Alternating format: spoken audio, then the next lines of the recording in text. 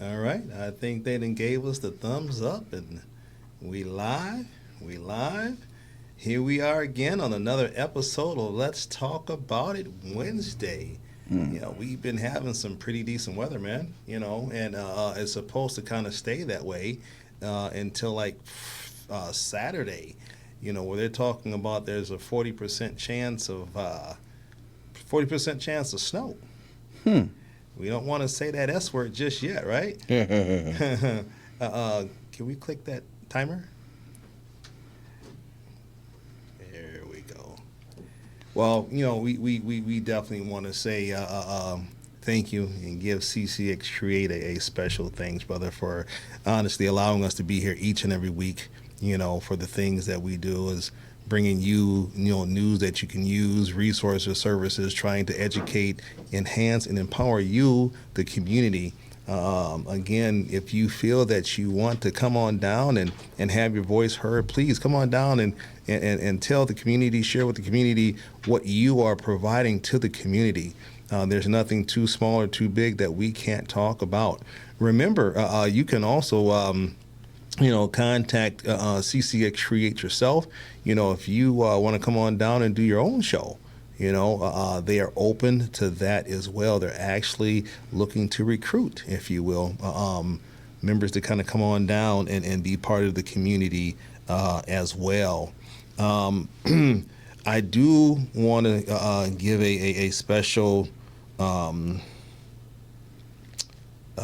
prayer, I guess, if you will, to Miss Brandy Israel, who was going to be our special guest today.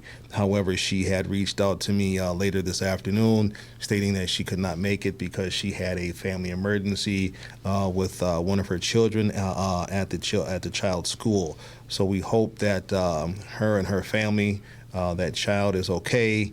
We're going to keep her in our prayers, and hopefully we will be able to track her down again here soon and have her come on.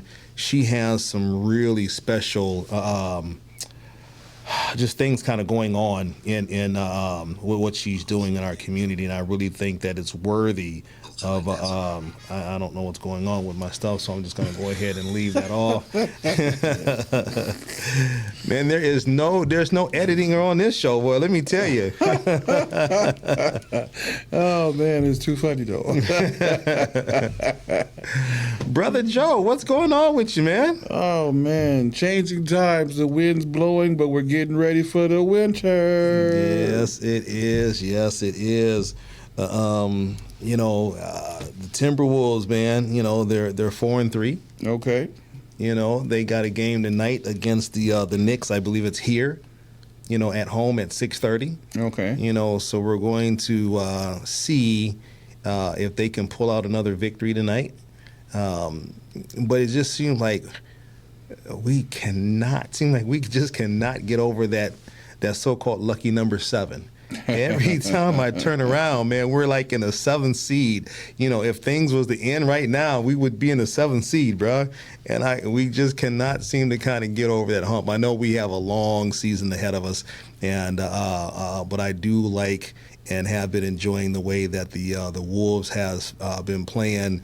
I want to kind of give a special shout out to a good friend of mine, a former classmate, high school classmate, Beretta Sellers. This young lady is truly a sports fan, and we're gonna have to get her down here, and just have a show about sports. Man, she be on it. So hey, Beretta, how you doing? Hopefully everything's all good with you and the family and all that other good stuff. The Vikings, bruh, we struggling, man. Yeah. Yeah, man. We 4-4. We're at the bottom. Of the NFC North. Some folks are kind of willing to give McCarthy the key to the city. And there's others that just are not so quick to do so. I know that we got about 8, 9 games left. Yeah. And the Vikings is really kind of digging themselves in a hole right now, if you will. We've already had our bye. We have some very challenging games ahead of us. I believe our next game is against the Ravens, and I believe we are here at home. So these home games and these division games, are a must win. We really kind of need to put ourselves in a place to at least have an opportunity at a wild card spot. And with that being said, we really can only afford to lose about a couple more games, man, before it starts to kind of get tricky, and then we kind of have to hope that somebody else lose, and then they kind of get to talking about point spread and all this other type of stuff. So Minnesota Vikings, your destiny right now is in your own hands, man, and we just kind of have to pull it out. Sounds like a you know what? Familiar situation that we see the Vikings in too often every year. I will say this though. The Vikings have been able to sell some jerseys this year. Lots of popcorn. The Polishers are going down, I hear, and the hot dogs are doing pretty good. The play is questionable at best, but I mean, here's the thing about the Vikings.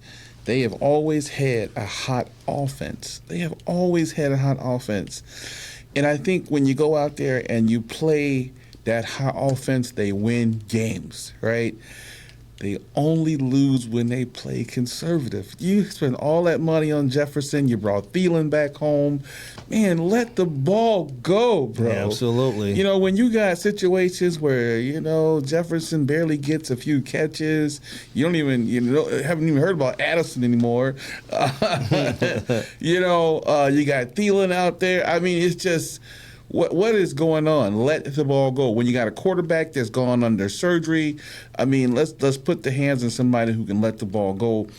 If you let the ball go, the running game will come to you because people will be forced to defend the catch, and the running game will be open, right? So, I mean, go back to being the Vikings and play a good game. Well, I would have to agree with you. In addition to the running game opening up, once you let that ball loose and, you end up scoring a couple touchdowns and now they got to, pay attention, it also opens the field up to the young quarterback. Let him use some of them wheels he got. He's young. I mean, the thing of it is, this new modernized NFL calls for slinging the ball. Every team's got a gunslinger, man, and they're dropping back and letting that ball go, forcing these defense to defend the field. You know what I mean? Absolutely. But that's not happening with the Vikings. Like I said, the only time the Vikings really win is when they go, you know what, screw it, we're going to start slinging this ball. And this time they went for a few fourth downs and that. But, I mean, let the ball go, bro. Let it go. It's working. Yeah, absolutely. Stick with what works. If it's working, I mean, I don't understand it. How do you win several games with slinging the ball and then go, this week we're going conservative? Yeah. Well, your beloved Pittsburgh Steelers. Got the win again. Out in first place by 2 games in the first place in the division, third place in the overall division. Just kind of taking it easy, preparing for another win against the Chargers this week. Thinking about, what outfits we're going to wear to the Super Bowl. Things like that, polishing up our other 6 rings so they're not too lonely. But, championship football. Well, speaking of football, I cannot help but to talk a little bit about these Cleveland Browns, bro. I have no idea what they're doing over there. They have, in my opinion, one of the, if not the best rookie quarterback coming out of college, but yet they still seem to try to bury him on this bench. And they are... what are they? 3-4 or 3-5 or some? They won a couple games, like 2-5 or something like that. Well, you know what? I tell you like this here. First off, when you have an old guy like Joe Flacco show up and show out, and then you trade him, right? I mean, don't get me wrong. I would have used Flacco, a Super Bowl champion, to make sure that Sanders was ready to go. Right, that I would have stuck him to him like glue in the practices, make sure he took some live snaps. But there's no doubt that when you decided to trade Joe, you play Sanders. I don't know how you still have him in third in terms of the starter, but you play Sanders because he's who you spent your money on. Right. And if he doesn't live up to the hype, then fine, it shuts down the crowd.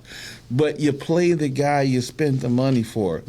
Now we're in a situation where jobs are on the line, right? Because you're paying Sanders the league minimum of $400,000, $4 or $5 million, should I say, to sit on the bench, which is about $400,000 a game, and you're losing games, right?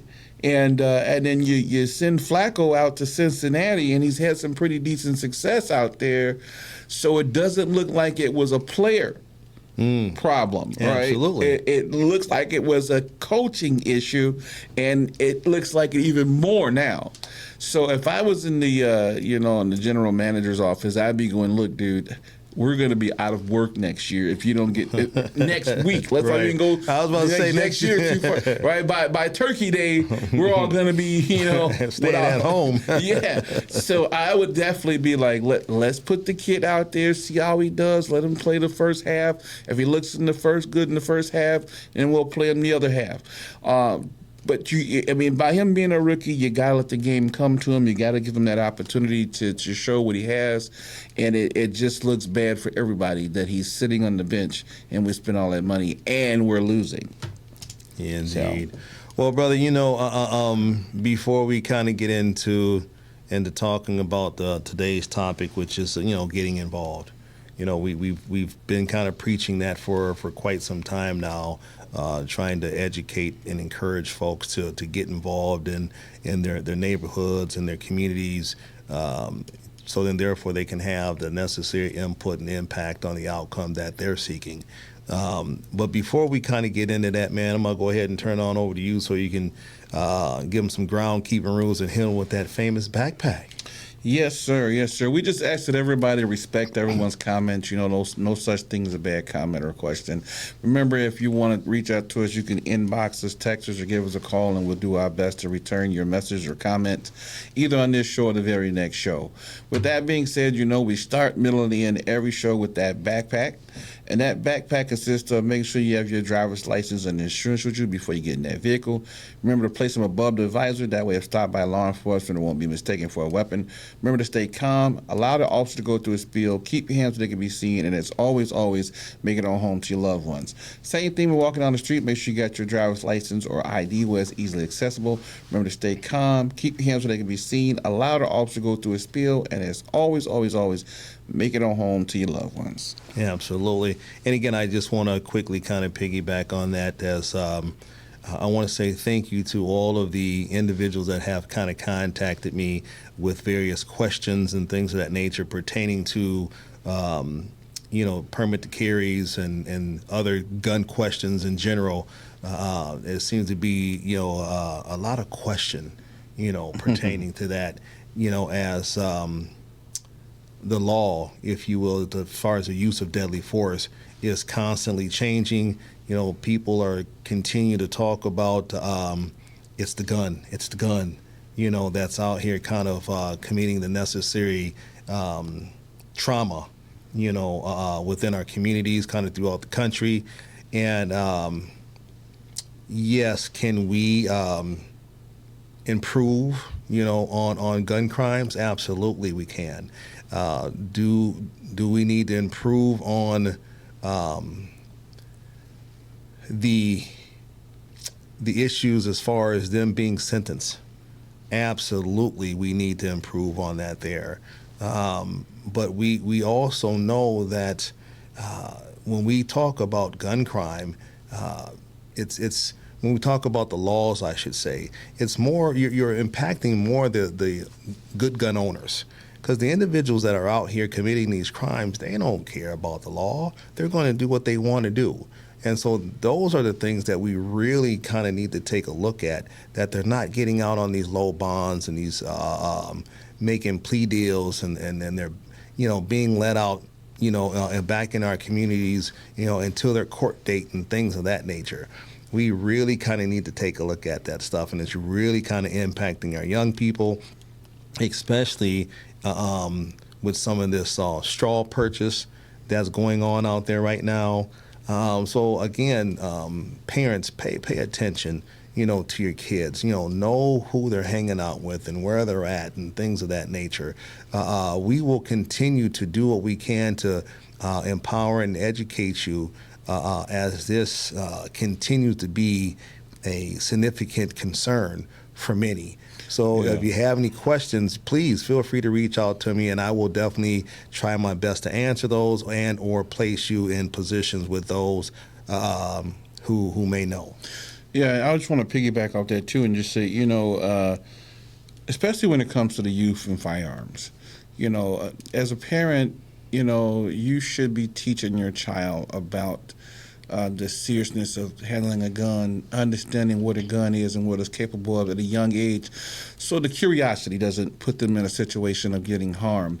But as they do get older, and since the law has changed in the state of Minnesota in terms of age 18 purchasing, make sure that these folks are getting the gun classes and the proper gun training. Don't just, get them online and get them a course so they can hurry up and get a concealed carry permit.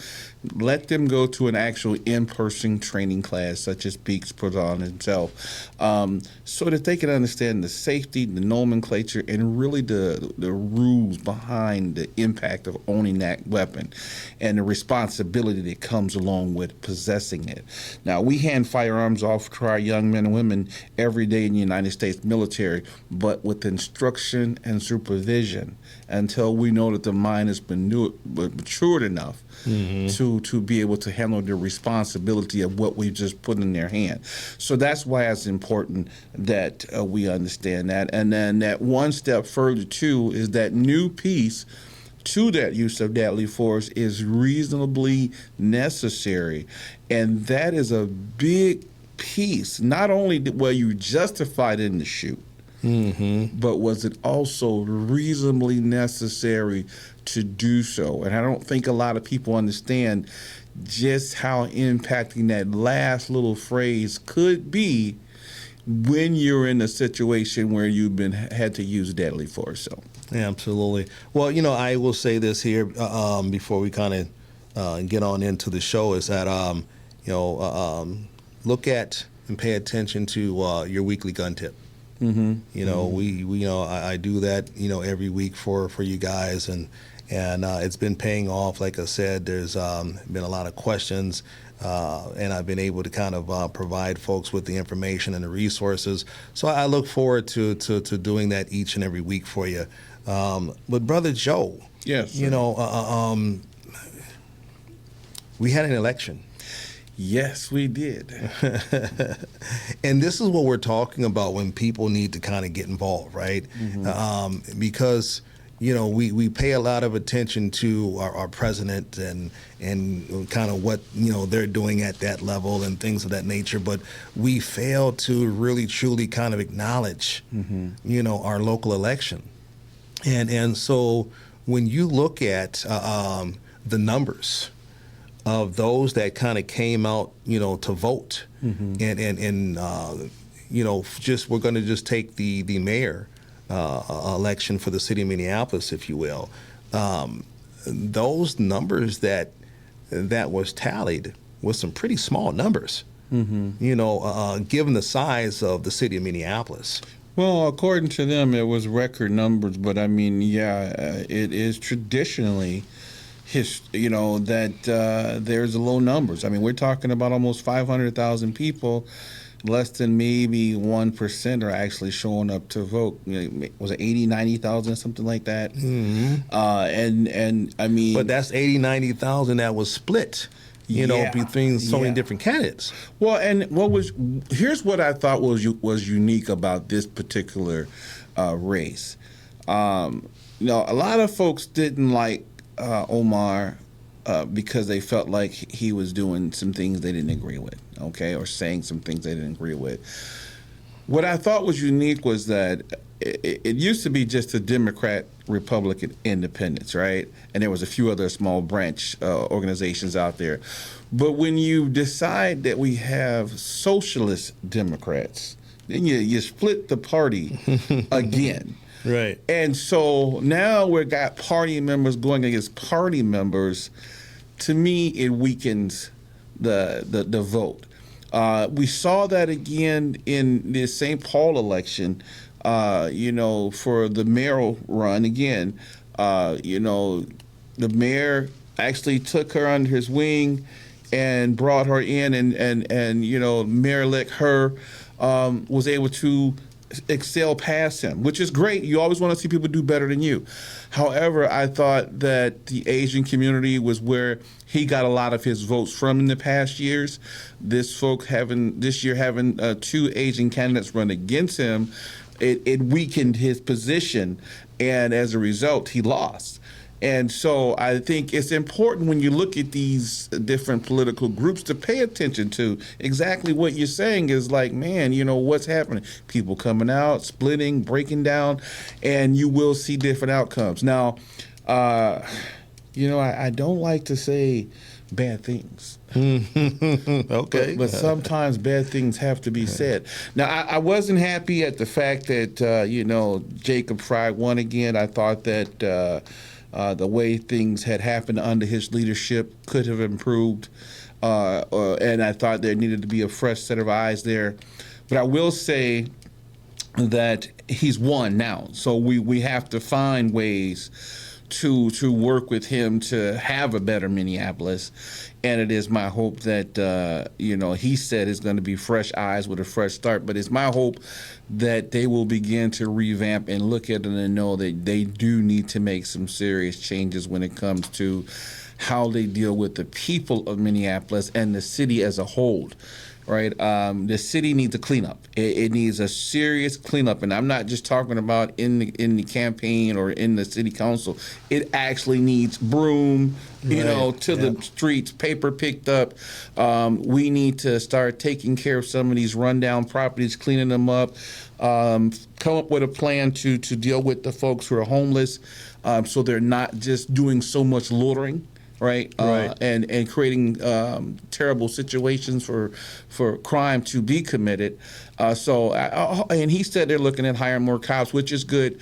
But like I said, it's an overall deal here, and I was just a little disheartened, but always in supportive of the process. Absolutely. So. That's kind of where I stand on that. I will say congratulations to, Ms. Vitaw. Shout out to, Ms. Pearl, who we had on the show, who won her. It's over in Ward 5. I did want to say, shout out to Marvina Haynes, who ran in Ward 4. She did very well. Didn't win, but did very well. And I will say to her, keep your head in the race. Now what you didn't know before. You understanding the process a lot better. The next run will be that much easier, and you'll be that much more prepared. People know you now. Absolutely. And so they'll recognize the name. So stay at it, stay focused, and don't give up. Indeed. Well, if anyone knows that as well as anyone, we do. Yes, sir. Yes, sir. So this is not our first go around, as far as being involved in an election campaign process. And I will say this: a lot of people have asked me in the most recent days, you running against Sheriff DeWanna Witt again, and I said to him, no. This time we're running against the things that have gone wrong in the county. We're running on the platform of getting it right.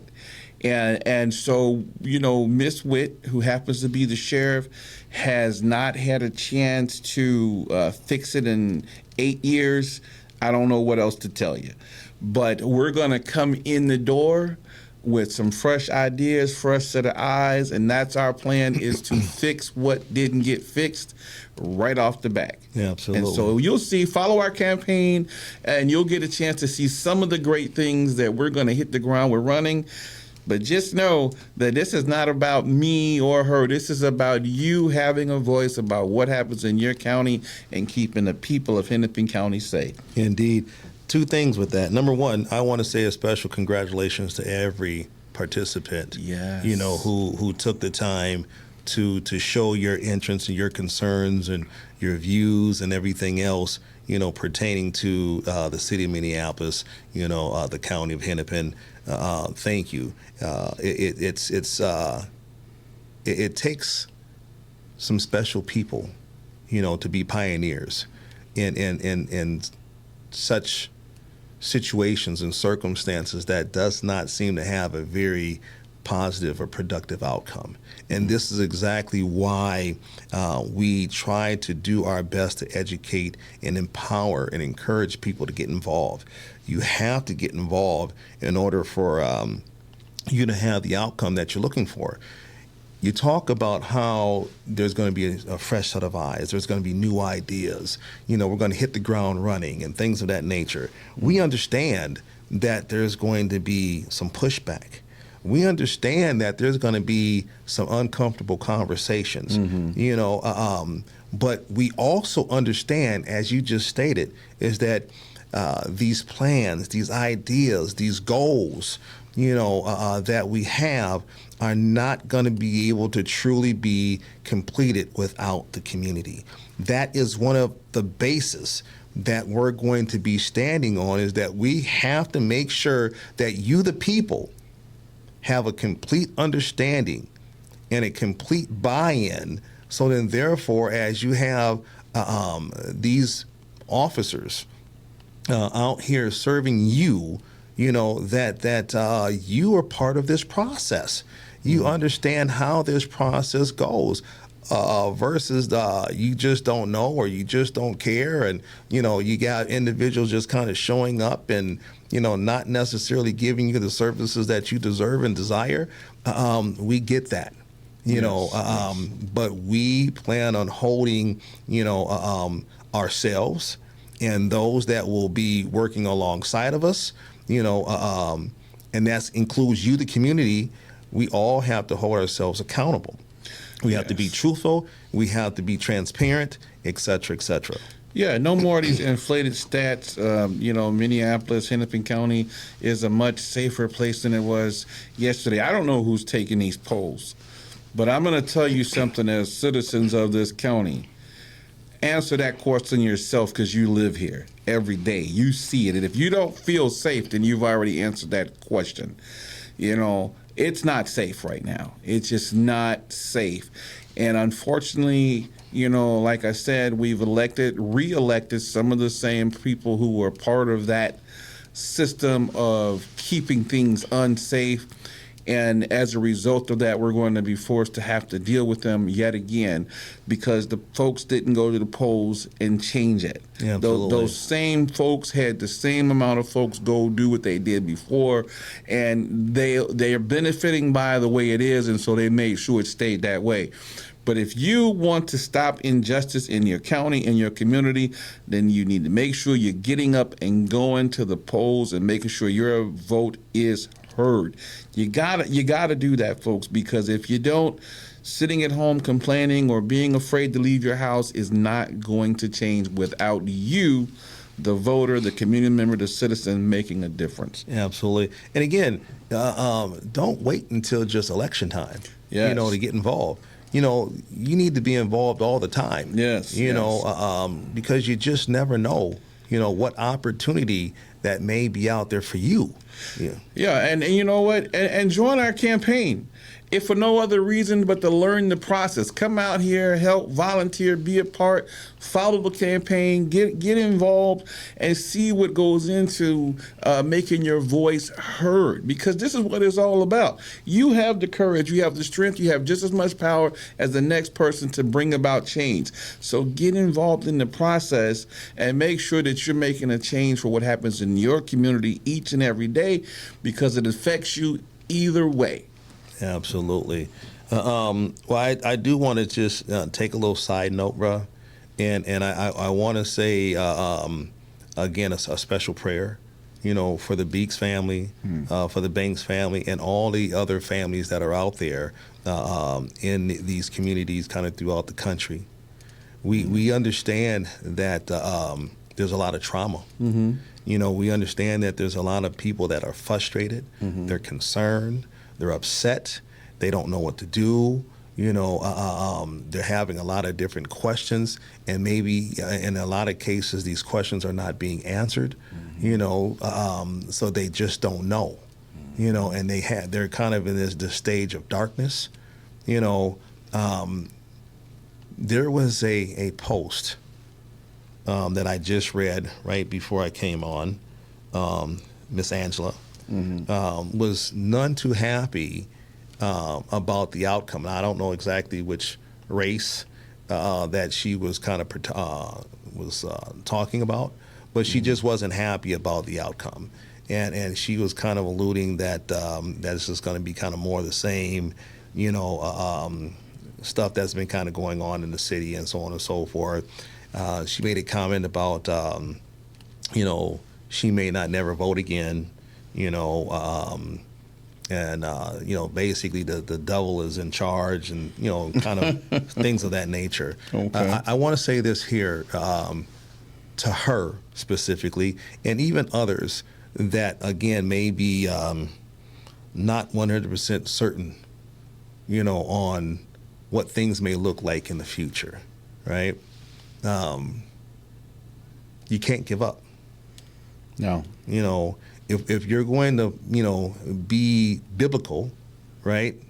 God didn't give up. So you can't, you being one of his disciples, you can't give up either. Because if that's indeed the case, if you're saying that the devil is winning and you give up, then you definitely just gave him the win. You gave him the victory. The key is we never said it would be easy. We never said you weren't going to run into opposition. Absolutely. Right? And it's called courage, right? It's not the absence of fear, but it is having the ability to still react, move forward, even in the face of fear.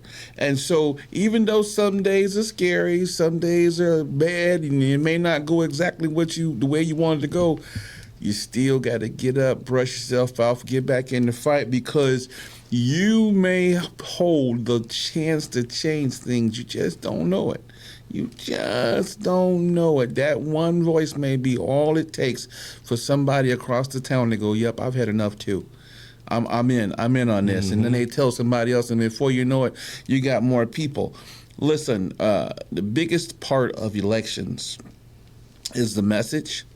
The second part of it is the finances, right?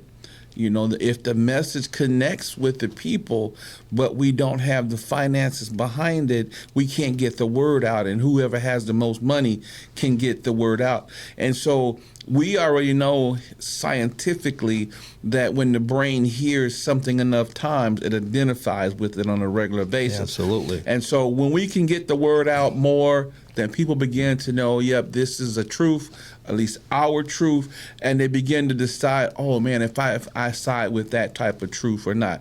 All the text that you're hearing from all groups is a persuasive text to persuade you one way or the other.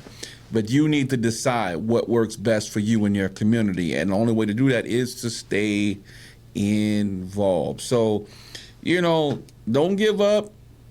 Don't be dismayed, disheartened. Just tell yourself, not today. Absolutely. and again, this is no shade, on Angela or anyone else. This is more of an encouragement, empowerment.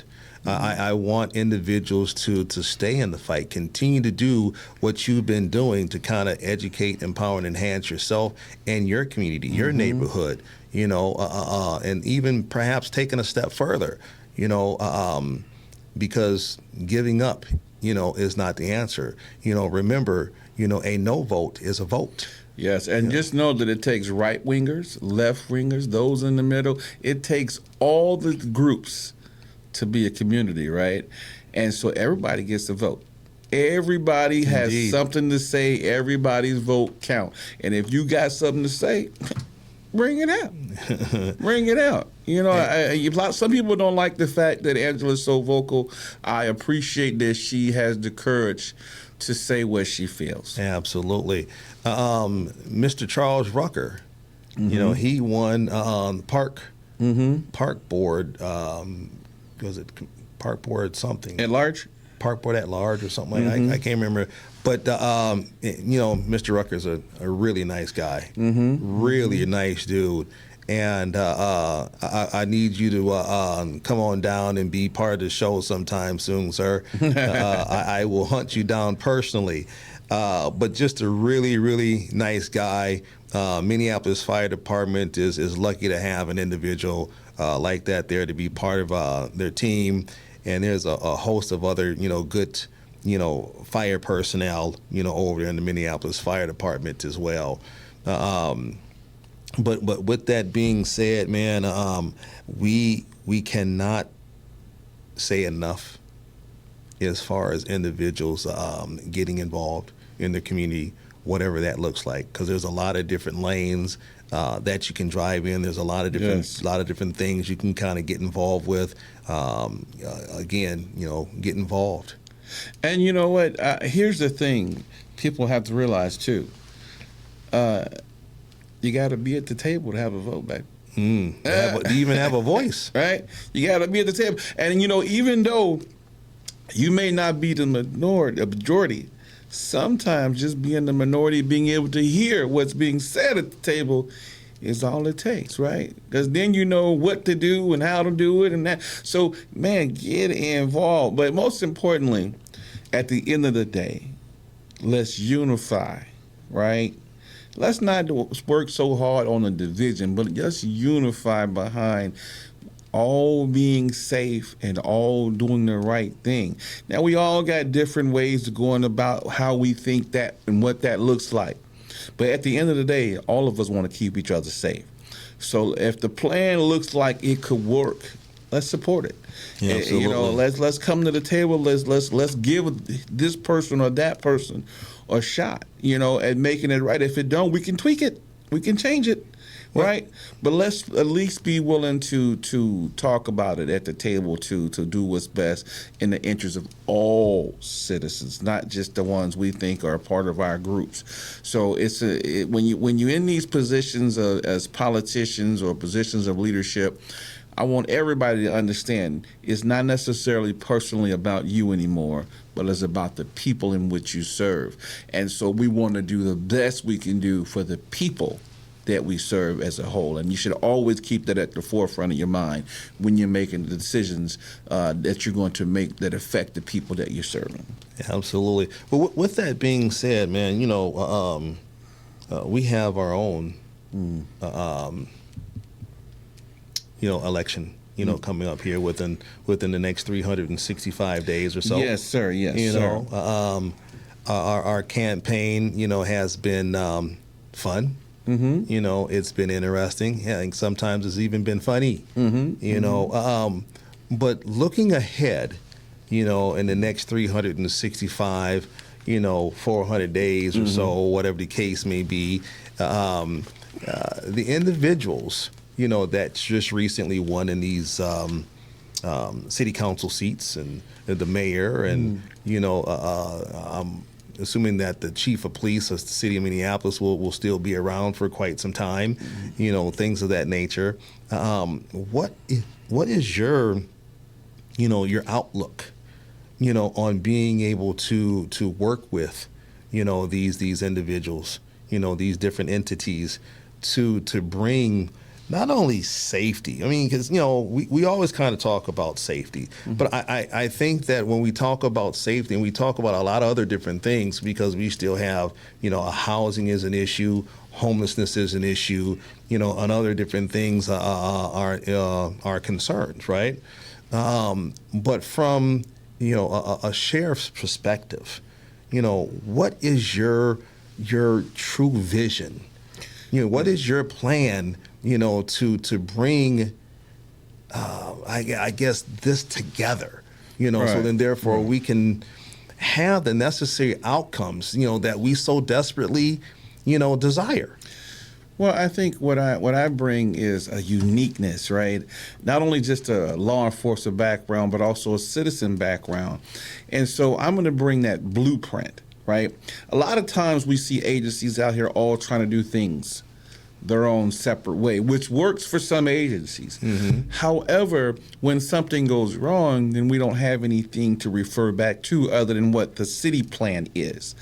From the sheriff's concept, we're going to be looking at the county plan, right? And we're going to ensure that as a county, we're on the same page. So when something does go wrong, this is how the county is going to assist those cities with being able to stay on track and stay within the blueprint.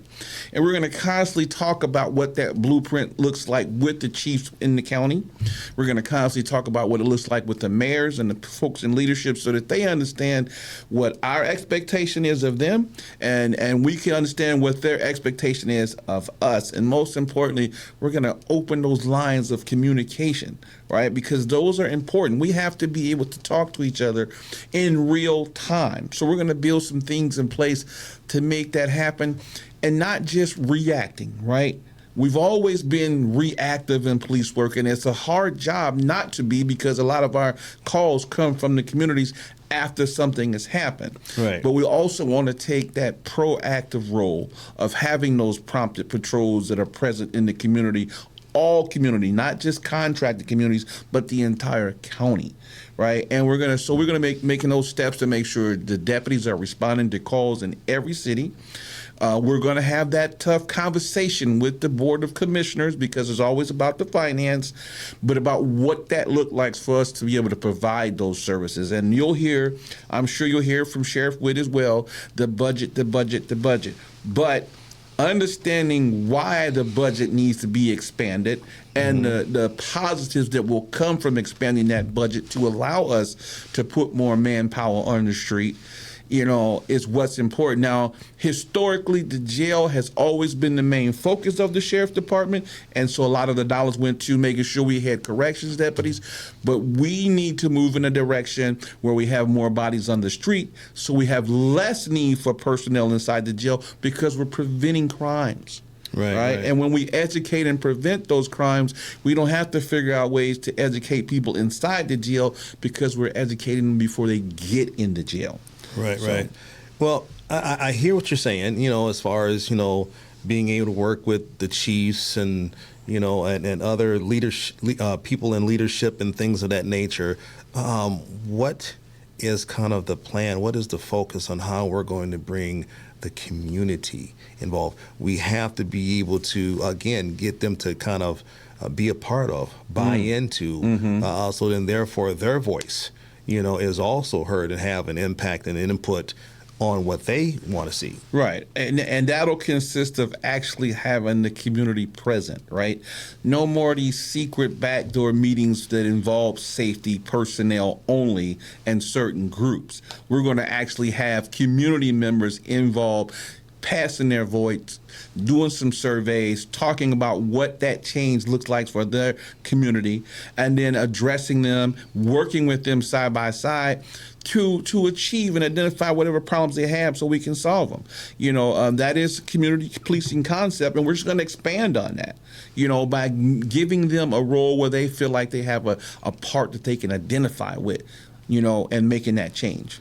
Is this kind of going to be part of that process, or where we're going to have that deputy liaison in each department that will hopefully be able to work with whomever is kind of assigned from that agency to also then, again, do that community policing part and getting those surveys and things of that nature out there for the people? Definitely that. And also speaking with the governors, and having a serious conversation with the governor and the post-board administration about what it looks like to lessen the requirements for being a peace officer in the state of Minnesota.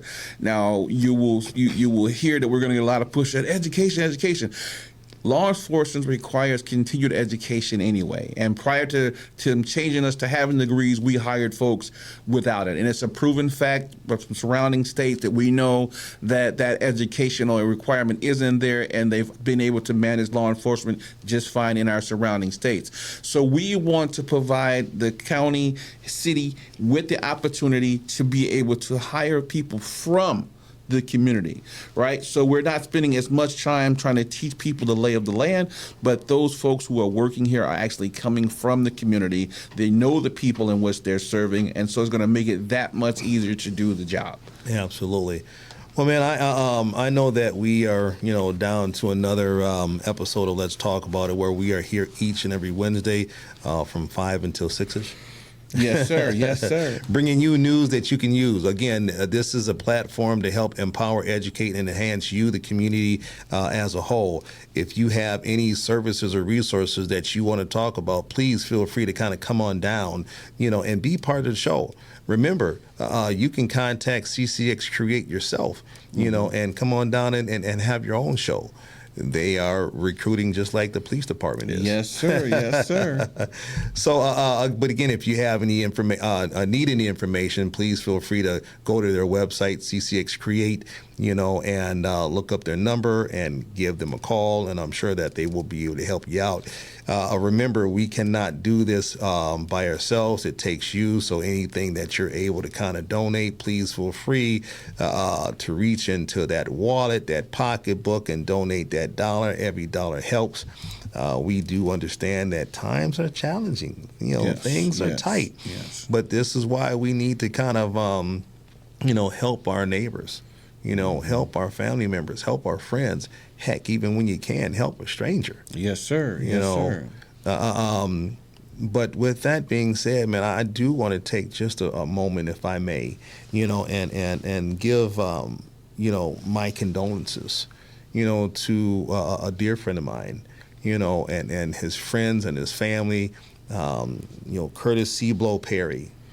Really, really nice guy. I've been knowing him for a long time, and I remember when he allowed me to ride, with him. He's part of a motorcycle club, and he allowed me to ride with him and his guys down to Iowa, some years ago, and it was just quite amazing on how a lot of these bikers that may not always have a very fond outlook, on law enforcement, as I was a police officer at the time, but he made it to be so fun and so safe that I did not have to be concerned, not one bit, even for those that may not have been very fond of the police. And then when they found out that I was an officer, it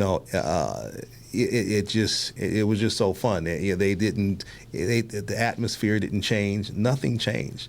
This guy was a true pillar, of the North Side, and his biker friends and things of that nature. So I want to give a shout out to him, condolences to him and his friends and family. I just can't say enough about this guy. A true one is no longer with us. But with that being said, man, CCX Create and kind of came in. You know what I'm saying? They giving us that look. They're about to turn out the lights on us and things of that nature. But I'm going to go ahead and turn it on over to you, brother, so you can go ahead and kind of closing on out. I want to thank our listening and viewing audience that tune in each and every week, and for all the phone calls and the emails and things of that nature that we receive each and every week. Please keep them coming. We enjoy being able to kind of get back to you. With that being said, Joe, I'm going to go ahead and turn on over to you, hit him with that famous backpack so we can kind of get on up out of here. Yes, sir. Yes, sir. Listen, guys, it's that time. We're heading into that campaign season and full swing of things. and ready to break them down. So make sure that you're going to Banks, the number 4sheriff.com, and make sure you're checking us out, joining the team, get yourself deputized to be a part of this campaign. Yeah, absolutely. You don't want to miss it. You want to be a part of this. It is getting ramped up. You are going to love the outcome by being a part of the process. And so make sure that you finding out exactly who I am, what we doing to try to make things better in this community, and come be a part of it. Because when you get on this team, you can't do nothing but win, baby. Now that's what I want you to understand. Get on this team, make a difference. There's somebody in your next door that you want to change some things. Bring them with you, right? Bring them with you. Let's do it. Banks for Sheriff. And also you can hit me up at 763-221-4724. Again, that's 763-221-4724 with any questions that you have about being a part of this campaign. Come on, let's do this thing all the way. But that being said, we start, middle, and end the show with a backpack. That backpack. And that backpack consists of making sure you have your driver's license and insurance before you get in that vehicle. Remember to place them above the visor. That way, if stopped by law enforcement, it won't be mistaken for a weapon. Remember to stay calm. Keep your hands where they can be seen. Allow the officer to go through his spiel, and as always, make it on home to your loved ones. Same thing when walking down the street. Make sure you have your driver's license or ID where it's easily accessible. Remember to stay calm. Keep your hands where they can be seen. Allow the officer to go through his spiel, and as always, make it on home to your loved ones. Remember, everybody's got a little cop inside of them dying to get out. Joining this team is where it is. With that being said, my name's Joe Banks. And I'm Anthijuan Beeks. And we just talked about it. Peace.